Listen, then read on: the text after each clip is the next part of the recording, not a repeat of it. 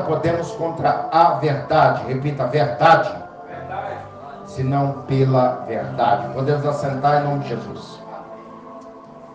Irmãos, o tema, ele é muito oportuno.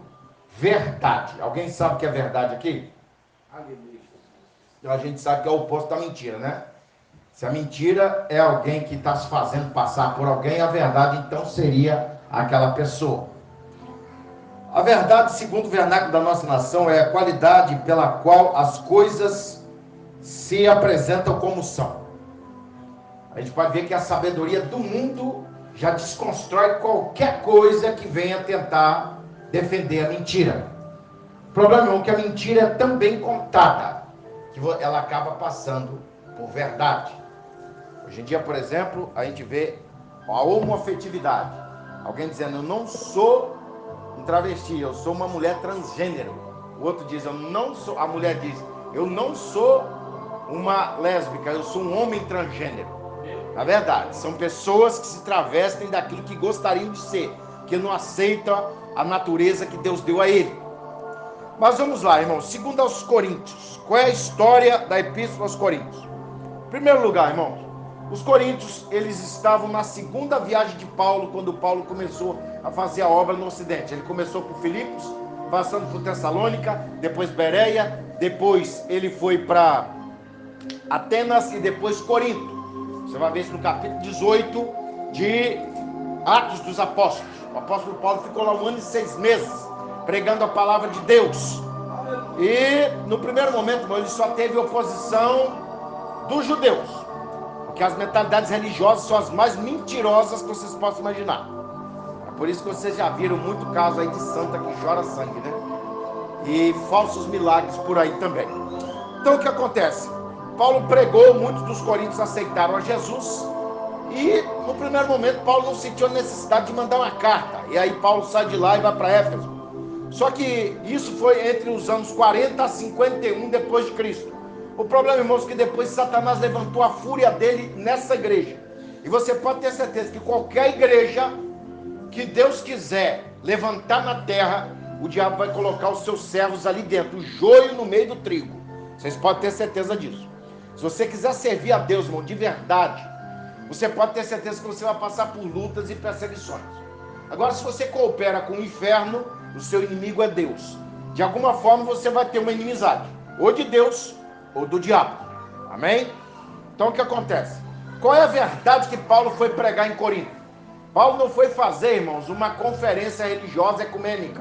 Paulo não foi buscar conciliação entre o judaísmo, o paganismo grego, o helenismo, não. Ele foi pregar o evangelho, que é a verdade.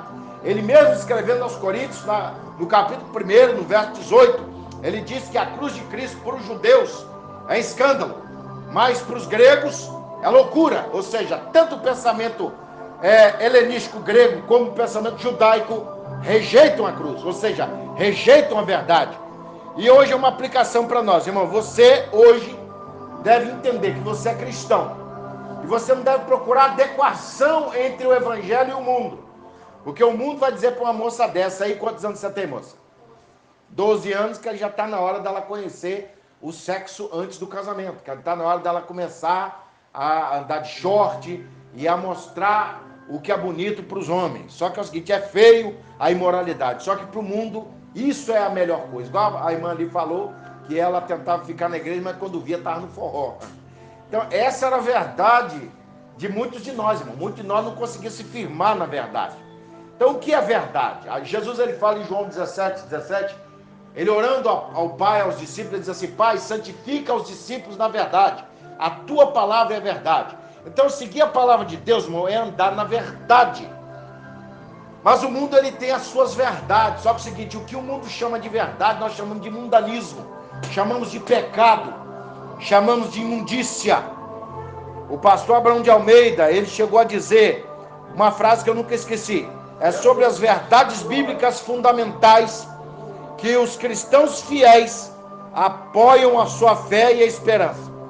É também por meio desses princípios que se conhecem os legítimos cristãos, unidos segundo as palavras de Jesus. O que nós temos aqui, irmãos, é uma clara referência. de que andar na verdade e andar segundo a palavra de Deus. Cristãos infiéis são cristãos carnais. Eles servem o mundo dentro de uma denominação. Ele é adventista, ele é presbiteriano, ele é evangélico da Assembleia, ele é pentecostal, mas não é cristão. Ser cristão é muito mais do que pegar a Bíblia e vir para a igreja. Ser cristão é muito mais do que estar dentro de uma denominação. Ser cristão é muito mais do que só ter um cargo religioso. Ser cristão é servir a Deus. Ser cristão é amar o próximo. Esses dias eu estava vendo o caso de um rapaz, pastor, que ele estava dentro do ônibus, aí tinha uma pessoa falando de um problema de vista que ele tinha, ele falou: gente, eu preciso de ajuda. Aí ele estava oferecendo um docinho lá, acho que era uma paçoca, aí alguém deu 50 centavos, deu R$1, e esse irmão deu 3 quilos de alimento, tirou de dentro da bolsa dele e ajudou a pessoa. Então você pensa bem, irmãos, muitas pessoas hoje seguem a verdade do mundo.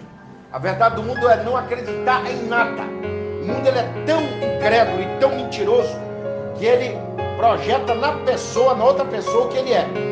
Você pode ver que todo mentiroso, quando ele vai xingar alguém, ele chama o outro de mentiroso. Você pode ver que todo ladrão, quando ele começa a xingar o outro, é xingando o outro de ladrão.